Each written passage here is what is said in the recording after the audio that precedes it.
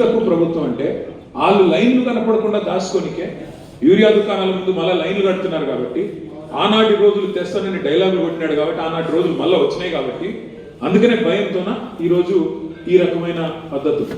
ఎన్ని రోజులు దాస్తావు, ఎన్ని రోజులు దాక్కుంటావు పోలీసులు వెనకాల, ఎన్ని రోజులు దాక్కుంటావు యాప్ల వెనకాల.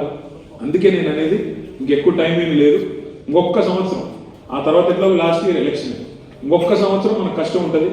ఈ ఒక్క సంవత్సరం గట్టిగా ఎదుర్కొందాం. నడిగడ్డలో నాయకులు ఉన్నారు, మీకు ఇబ్బంది ఏమి లేదు. తప్పకుండా కొడితే ఈసారి దిమ్మ తిరిగి మైండ్ బ్లాంక్ అయ్యేటట్టు కొట్టాలా. మళ్ళీ కావాలా.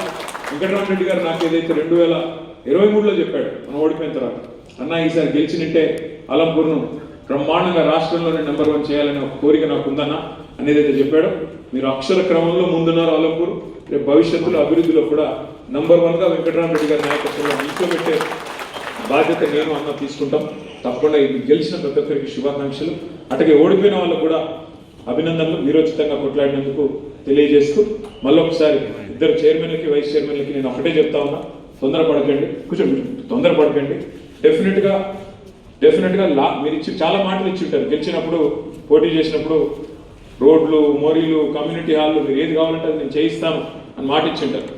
ఎప్పుడైనా గెలిచిన కొత్తలో ఆరాటం ఉంటుంది తొందరగా చేయాలని, కానీ అక్కడ కాంగ్రెస్ వాళ్ళు డబ్బులు ఇవ్వరు, కొంత ఇబ్బంది పెడతారు. కాబట్టి మనం వచ్చే నిధులతోన నడుపుకోవాలా. ప్రస్తుతం ఒక సంవత్సరంన్నర, ఆ తర్వాత మళ్ళీ మన గవర్నమెంట్ వచ్చాక నిధుల వరద, మీరు గెలిపించిన వాళ్ళని మర్చిపోం, గెలిచిన మున్సిపాలిటీని మర్చిపోం. తప్పకుండా నిధుల వరద పారుతుంది. మీ అలంపూరు ఐజా మున్సిపాలిటీలో బ్రహ్మాండమైన మీరు ఇచ్చిన ప్రతి హామీని నిలిచిపెట్టే తెలియజేసుకుంటూ ఒకసారి గెలిచిన కౌన్సిలర్లు, మిగతా మిత్రులు వారిని అభినందించే కార్యక్రమం పెట్టుకుందాం.